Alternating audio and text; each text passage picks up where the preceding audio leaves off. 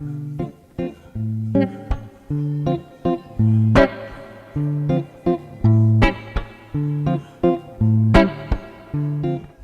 pense à cette dame en psychothérapie chez moi et qui m'explique qu'elle ne comprend pas pourquoi les choses n'arrivent jamais à bien marcher chez elle. Ils sont jamais contents de moi. Mon mari, jamais content de moi. Pourtant, quand il me demande quelque chose, je suis toute prête à essayer de faire ce qui lui fait plaisir. Même des fois, ça ne lui fait pas plaisir à elle, il faut préciser tout de suite. Elle va quelquefois accepter de faire quelque chose, d'être dans ses bras à un moment où elle n'y était pas prête du tout. Elle accepte parce qu'elle ne veut pas dire non, elle ne veut pas se refuser. Et les enfants, pourquoi ils sont tout le temps en train de me harceler? Pourtant, je suis sympa quand même, je refuse pas grand-chose, je fais tout ce que je peux pour faire ce qu'ils me demandent.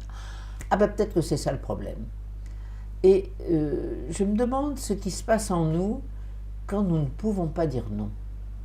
Est-ce que nous avons le sentiment que si on dit non à une demande, que ce soit la demande de ma soeur, de mon mari, de mon enfant, de mon copain, etc., si je dis non, il ne va plus m'aimer.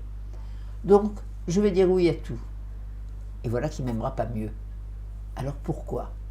Et pourquoi? Parce que finalement, celui-là qui obtient tout chaque fois qu'il le demande, que ce soit l'enfant, le mari, l'ami ou n'importe quoi, celui-là qui obtient tout, finalement, commence à avoir des doutes sur la capacité de désir de l'autre et sur sa capacité de s'opposer.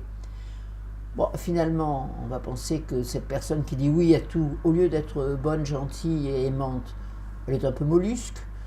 Ou bien cette personne qui dit oui à tout, peut-être qu'elle désire rien.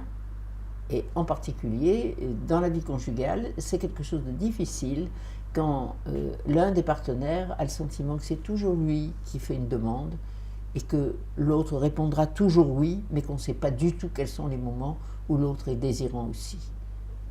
Et je crois qu'il nous faut être très attentifs à ça parce que, au lieu d'adoucir la vie, ne pas savoir dire non dans les simples relations familiales ou amicales n'entraîne pas toujours ni le respect, ni l'idée que la relation est bonne.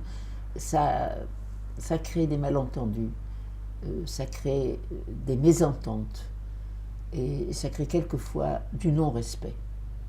Donc il faut faire attention.